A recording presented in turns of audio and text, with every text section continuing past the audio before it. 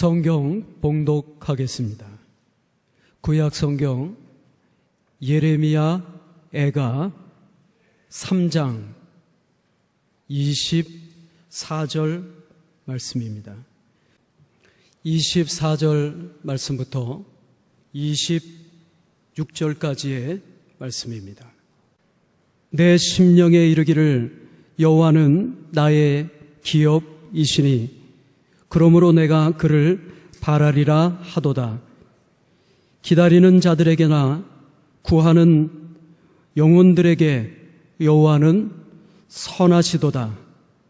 사람이 여호와의 구원을 바라고 잠잠히 기다림이 좋도다. 아멘. 주님은 우리의 희망, 이 제목으로 담임 목사님께서 말씀을 전해주시겠습니다. 1951년 단 필즈라고 하는 사람이 처음 성경을 가지게 됐습니다. 그는 성경을 보자마자 3개월 동안 열심히 읽었습니다. 3개월 뒤에 그는 예수 그리스도를 구주로 영접했습니다. 그가 예수를 영접하고 구원받고 나니 아버지와 어머니 그리고 두 동생이 예수를 믿지 않는 사실에 대해서 너무 안타깝고 그들이 불쌍했습니다. 그래서 마음을 먹고 가족을 위해서, 가족 구원을 위해서 기도하기 시작했습니다. 열심히 어머니와 아버지와 두 동생이 구원받기를 기도했는데 7년이 지나서 어머니가 마침내 하나님께로 돌아왔습니다. 자, 이번에는 아버지와 두 동생을 위해서 계속해서 포기하지 않고 또한 끊임없이 만나면 예수님 전하고 하나님께 대해서 말씀드리고 또 그들을 사랑하면서 열심히 기도했습니다. 그의 아버지는 항상 술에 취해 있었고 그리고 생활을 온전히 갖지 못하는 아버지였습니다. 그런데 22년 만에 아버지가 마침내 그리스도인이 되었습니다. 두 동생이 남았습니다. 두 동생에게 또 똑같이 기도하고 또 그들을 위해서 포기하지 않고 예수를 소개하고 하나님을 전합니다. 그러다가 그로부터 다시 12년이 지나서 사랑하는 동생 밥이 암에 걸렸다는 소식을 듣습니다. 암 선고를 받은 겁니다. 너무 안타까웠습니다. 동생과는 멀리 있습니다. 늘 기도하던 동생에게 이번에는 편지로 말씀을 나누며 서로 성경 공부를 했습니다. 그리고 마침내 그 동생도 예수 그리스도를 영접하고 구원받고 세상을 떠났습니다. 남은 한 동생 필립이라고 하는 동생이 있었는데 그 동생을 위해서 또 계속 기도합니다. 오랜 세월 동안 기도해 왔습니다. 그런데 안타깝게도 그 동생마저도 뇌종양 판정을 받습니다. 그때에 이 나는 안타까운 마음으로 동생을 찾아가서 복음을 전했지만 동생 필립은 마음을 굳게 닫고 하나님을 거부했습니다. 그렇다고 단히 포기할 수가 없습니다. 계속 기도하고 사랑하고 찾아가고 그 뜨거운 사랑과 포기하지 않는 믿음과 그 열정이 결국 막내 동생에게 전해져서 그 이듬해에 동생 필립도 예수 그리스도를 영접했습니다. 단이라고 하는 사람이 간증합니다. 나는 가족을 위해 48년 동안 기도했습니다. 끊임없이 쉬지 않고 기도하고 전도했습니다. 중간에 포기하고 싶을 때도 있었고 때로는 의심될 때도 있었습니다. 그러나 가족들을 만날 때마다 하나님을 소개하고 예수 그리스도를 전했습니다. 나는 48년이나 기도하고 나는 지금까지 왔습니다. 그는 말합니다. 하나님은 참으로 신실하신 분입니다. 하나님이 정하신 때에 반드시 하나님은 역사하십니다. 오늘의 말씀 에레미야 애가 3장 24절입니다. 내 심령에 이르기를 여호와는 나의 기업이시니 내가 그를 바라리라 하는도다. 여호와는 나의 기업이시다. 여호와는 나의 기업이시다. 이 표현은 유대인들이 여러 번, 또 성경에도 여러 번 기록이 되어 있습니다. 이 여호와는 나의 기업이시다. 기업, 우리가 한번 생각해 보면 이스라엘 백성들이 가나안 땅을 정복하고 땅을 분배받습니다. 12지파에게 땅을 다 골고루 나누어 주는, 유독 제사장 계열인 레위 지파에게만은 땅을 주지 않습니다. 땅을 주어서 살게 해야 되는 땅이 없어요. 민수기 18장에 보면 그들은 여호와를 그들의 기업으로, 여호와를 그들의 몫으로, 다른 족속들은, 다른 지파들은 땅을 기업으로 받았지만 레위 지파는 여호와를 기업으로, 여호와를 그들의 몫으로 받고 땅은 전혀 받지 않았습니다. 그래서 여호와는 나의 기업이다, 이 표현은 나중에 신앙 고백적 차원에서 나는 하나님만 의지하고 하나님만 바라본다, 이렇게 고백하는 사람들이 여호와는 나의 기업이다, 이렇게 고백하는 것입니다. 그러니까 여호와는 나의 전부요, 나는 여호와께 소망을 두고 삽니다. 여호와 하나님 한 분만으로 충분하다, 그런 의미로 여호와는 나의 기업, 여호와는 나의 몫이라는 고백을 하게 되었습니다. 그 뒤로 유대인들이 여호와는 나의 기업이다 이렇게 고백할 때 그 내용은 나는 하나님의 나의 전부가 되시고 하나님의 나의 몫이고 나는 하나님께 내 인생을 다 맡기고 산다는 거룩한 신앙의 표현으로 사용되었습니다. 다 잃어버릴 때가 있어요. 자기 건강을 잃어버릴 때도 있지요. 뿐만 아니라 살아가면서 물질을 잃어버릴 때도 있어요. 자유를 잃어버리고 생계가 아주 정말 어려울 때도 있고, 심지어 우리가 건강을 잃어서 죽음 앞에 자기 생명까지 잃을 수 있는 상황이 옵니다. 바로 이런 것들, 내 가족이든 혹은 건강이든 물질이든 이 모든 것을 땅의 기업이라고 하는 겁니다. 그 모든 기업을 다 잃어버려도 우리는 희망이 있습니다. 여호와는 나의 기업이시기 때문입니다. 여호와는 나의 전부가 되시며 영원한 기업이 되시기 때문입니다. 우리는 인간적 상황을 극복하지 못하고 상황이 어려우면 절망합니다. 인간관계도 그렇고 돈 문제도 그렇고 건강도 그렇고 살아가면서 힘들고 어려운 시련을 만나면 상황이 아주 어려운 상황, 정말 견딜 수 없는 상황을 만나는데 우린 그때마다 절망하는데, 여호와는 나의 기업이시다, 이 사실 여호와는 나의 전부라고 고백하게 되면 여호와가 나의 전부이기 때문에, 나는 여호와께 내 인생을 모두 맡겼기 때문에 우리는 희망을 가질 수 있습니다. 하나님 한 분만으로 만족할 수 있습니다. 주님은 나의 기업이 되시니까, 주님은 나의 모든 것이 되시니므로 나는 희망이 있습니다. 나는 주님을 기다릴 수 있습니다. 기다리기만 하면 주님께서 우리의 모든 소원을 이루어 주시기 때문입니다. 그런데 우리의 삶이 얼마나 어려워요. 환난도 많고 살다 보면 너무 힘들고 연달의 연속에 사람들이 평안한 삶을 원하지만 우리가 원하는 대로 되는 게 아니지 않습니까? 그럼 이 많은 어려움을 만날 때에 그 어려움 속에서 우리는 고난을 이기지 못하고 절망하잖아요. 그래서 맥스 루케이도는 인생 정글이다 그랬어요. 정글, 나무가 우거지고 사나운 짐승이 나타나는 정글이 곧 인생이다.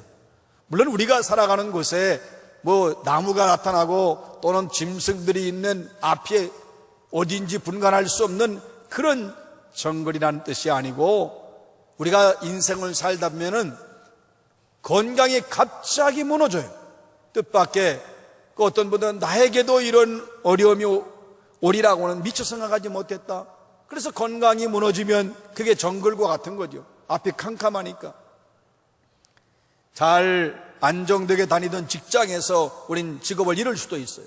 사업이 잘 나가는데 하루아침에 그 사업이 무너질 때도 있잖아요. 지갑에 돈이 없는 정도가 아니라 그냥 계속 빚을 질 수밖에 없는 상황도 만납니다. 정말 거칠고 힘든 세상에 살다 보면은 쉴 시간도 없고 어디 가서 쉴 장소도 없어요.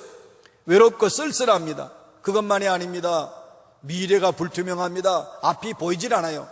우리 삶의 상황이 마치 정글과 같다는 것입니다. 정글은 길이 없습니다. 방황하다가 죽을 수 있습니다. 그러나 맥스 루케이드는 말합니다. 우리에게는 길이 있다. 주님이 우리의 희망이시기 때문이다. 그렇습니다. 우리는 정글과 같은 인생을 살아갑니다. 우리 상황이 정글 같습니다. 그럼에도 불구하고 우리에게는 길이 있고 우리에게는 희망이 있는 것은 여호와가 나의 기업이시며 여호와께서 나의 희망이 되시기 때문입니다. 오늘의 말씀 에레미야 애가 3장 25절입니다. 기다리는 자들에게나 구하는 영혼들에게 여호와는 선하시도다. 여러분, 기다리는 자들이 있습니다. 구하는 자들이 있습니다. 그런데 여호와께서는 그들에게 선하시다. 그 말은 은혜를 베푸신다, 사랑을 베푸신다 말씀입니다. 하나님께서 선하시다고 하는 것은 은혜와 사랑을 베푸신다는 겁니다. 그러니까 여호와 하나님께서 선한 결과를 주신다는 걸 확신한다면 여호와께 소망을 두고 절대로 원망하거나 불평하지 말아야 합니다.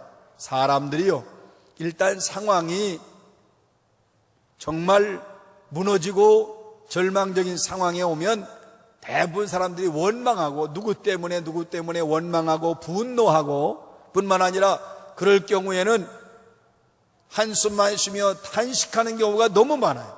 눈물로만 세월을 보내요. 자, 그런데 분명한 것은 하나님은 선하시다. 기다리는 자에게나 구하는 영혼에 선하시기 때문에 하나님이 선한 결과를 주실 것을 하고 원망하거나 불평하지 말고 겸손히 하나님과 깊은 교제를 나누면서 하나님 앞에 끊임없이 기도하면서 오직 하나님만을 바라보고 믿음으로 겸손히 기다려야 합니다. 에레미야 애가 3장 33절에서 말씀하십니다. 주께서 인생으로 고생하게 하시며 근심하게 하시면 본심이 아니니라. 하나님은 우리에게 때로는 어려운 일도 주시고 고난도 주시는데 그게 하나님의 본심이 아니라는 겁니다. 이 말씀은 우리에게는 근심도 있고 어려움도 있고 연단이 찾아오나 하나님이 우리를 떠나지 않으신다는 말씀입니다. 하나님이 우리를 포기하지 않으십니다. 여전히 하나님의 손으로, 사랑의 손, 능력의 손으로 내 영혼과 내 건강과 우리 가정과 우리 자녀와 내 삶을 붙들고 계시다는 말씀입니다. 그러니까 여호와께서 내 삶을 여전히 붙들고 계시므로 우리는 희망이 있습니다. 주님이 나의 희망이 되십니다. 나치가 폴란드의 유대인들을 죽음의 소용소로 끌고 가기 시작한 때입니다. 폴란드에 사는 유대인들은 두렵습니다. 언제 체포돼서 언제 끌려가서 언제 수용소에 죽을지 모릅니다. 정말 두려움이 그들 삶에 가득 차 있고 공포 속에 지내는데 시장 한가운데 한 노인이 있었습니다. 그 노인이 소리를 지르면서 날마다 시장을 지켜요. 그 노인은 별로 관심도 없고 보잘것도 없을 뿐만 아니라 그저 가끔 가다가 시장에서 구걸이나 하는 늙은이라고 생각했습니다. 그런데 이 사람은 빈 목판을 놓고, 우리가 좌판이라고 그러지요, 빈 목판을 놓고 사람이 지나가면 벌떡 일어나서 희망을 팝니다. 믿음을 팝니다. 외칩니다. 물건은 없어요. 그러나 서서 사람만 지나가면 희망을 팝니다. 믿음을 팝니다. 그리고 앉아요. 여러분, 미친 사람이라고 생각할 거 아니에요? 아니, 좌판에 아무것도 없이 사람만 지나가면 벌떡 일어나서 희망을 팝니다. 믿음을 팝니다. 사람들이 처음에는 미친 사람이라고 생각했습니다. 누구도 관심을 두지 않았습니다. 그런데 어느 날 사람들이 시장에만 가면 그 사람이 외치는 곳으로 하나 둘씩 모여들기 시작합니다. 그의 진실한 마음을 이해하는 것입니다. 그가 외치는 내용을 그들이 알기 시작했습니다. 언제 죽음의 수용소로 끌려가서 언제 죽을지 모르는데 바로 그때의 그 노인은 그들에게 희망과 용기를 주는 것입니다. 믿음을 주는 것입니다. 그래서 그들은 공포 속에서 오히려 그 이름 없는 노인이 외치는 그 소리, 물론 그 노인은 의도를 가지고 외치는 거예요. 희망을 가집시다, 믿음을 가집시다. 자기는 그걸 판다는 것입니다. 오히려 많은 폴란드 유대인들은 그 노인 때문에 희망과 믿음과 용기를 가질 수 있었습니다. 주님은 우리의 희망이십니다. 여러분, 슬플 때에 우리는 끝났다, 죽었다고 생각하는데 여러분, 그 슬픔은 잠시 후면 지나가게 되어 있습니다. 고난을 만나보았잖아요. 그리고 앞으로 또 고난이 올 수도 있어요. 그 고난은 잠깐이라고 하는 것을 여러분 분명히 지난다고 하는 것을 명심하시기 바랍니다. 우리는 믿고 기다려야 합니다. 기도하며 기다려야 됩니다. 희망을 가지고 인내하며 기다려야 합니다. 희망이 없는 상황은 없어요. 희망이 없다고 절망하는 인간만 있을 뿐입니다. 인간이 문제지 내가 문제지 상황이 문제가 아닌 것입니다. 많은 사람들이 자기 상황이 희망이 없다고 생각합니다. 그러나 그건 바꿔 생각하면 희망이 없다고 생각하는 나만 있는 것입니다. 그러한 사람만 있습니다. 상황은 모든 상황에 하나님이 모든 걸 다스리시고 통치하시기 때문에 모든 상황에는 희망이 있습니다. 믿음을 가지시기 바랍니다. 오늘의 말씀 에레미야 3장 26절입니다. 사람이 여호와의 구원을 바라고 잠잠히 기다림이 좋도다. 여호와의 구원을 바라고, 이 말은 주님께 희망을 두고 조용히 인내하며 기다리자.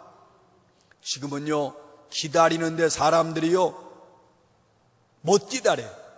아주 조급합니다. 당장 빨리. 우리나라 사람은 빨리빨리라는 게 아주 그냥 몸에 배에 있어요. 오랫동안 배에 있는 것이기 때문에 우리 마치 문화처럼 되어버렸고, 모든 건 속도를 빨리빨리 해야 돼요.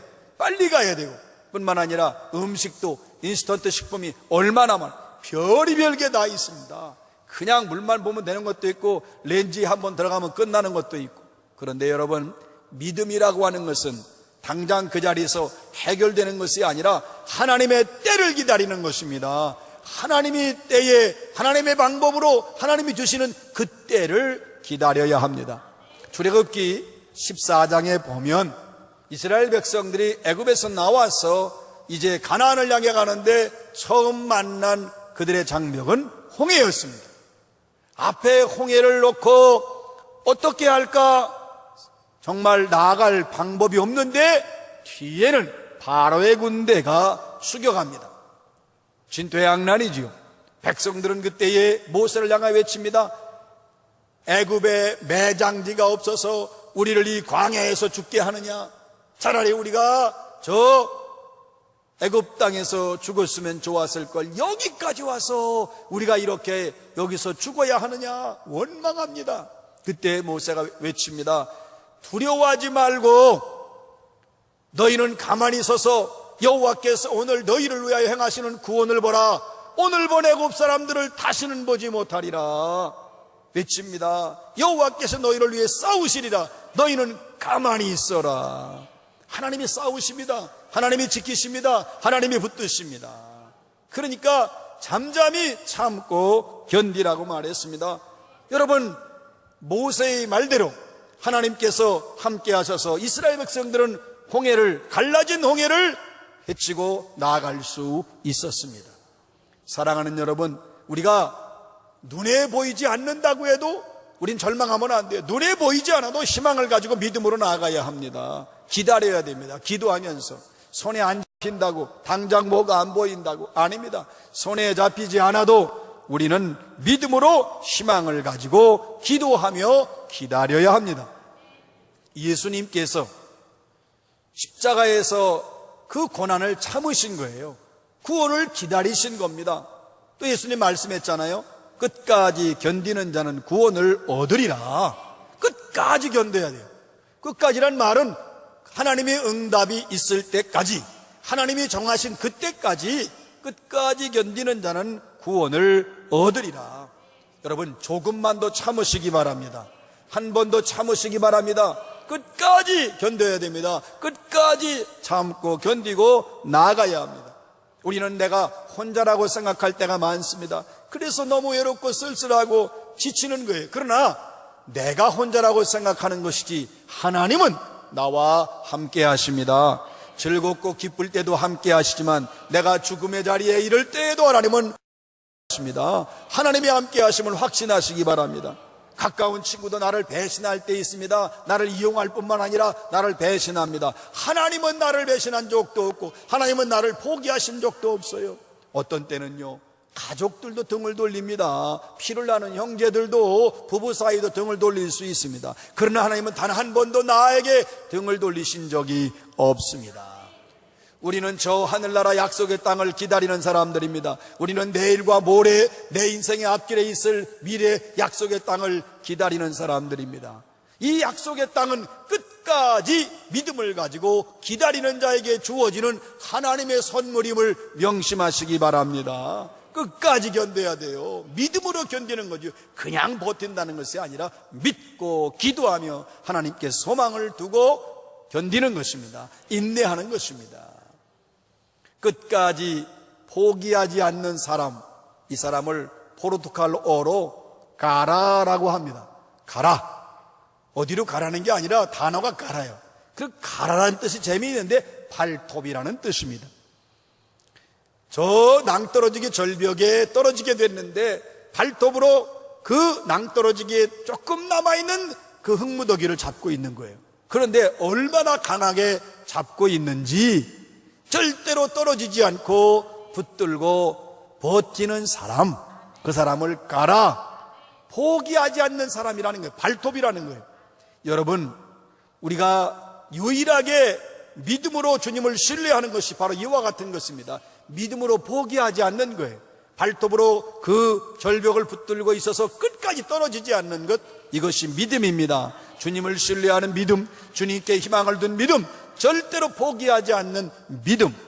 주님은 우리의 희망이십니다. 우리가 주님이 우리의 희망인 걸 확신하고 기다리고 구하면 여호와는 선하시다, 사랑과 평강을 우리에게 응답으로 약속하셨어요. 그러니까 우리가 기다리면서도 즐거운 거예요. 여러분 보십시오. 사람들이 기다림을 지루해합니다. 기다림에 지칩니다. 피곤해합니다. 그것은 기다림의 대상이 불확실하기도 하고, 그리고 또 기다림의 대상이 잘못되었기 때문입니다. 하나님을 기다리는 자, 하나님께 희망을 둔 자, 하나님을 바라보는 자는 즐겁습니다. 왜? 선한 결과를 주시기 때문에, 아름답고 복된 결과를 주시기 때문에 그렇습니다. 그러니까 우리는 하나님께서 역사하시고 하나님의 때에 하나님이 주실 응답을 기다리는 행복한 사람인 것을 명심. 주님의 때를 기다립시다. 주께서 반드시 분명히 약속하신 대로 선하시도다. 선한 결과를 여러분과 가정과 여러분의 삶과 인생 위에 반드시 허락하실 것입니다. 주님의 때를 믿음으로 기도하며 기다리시기를 주의 이름으로 축원합니다.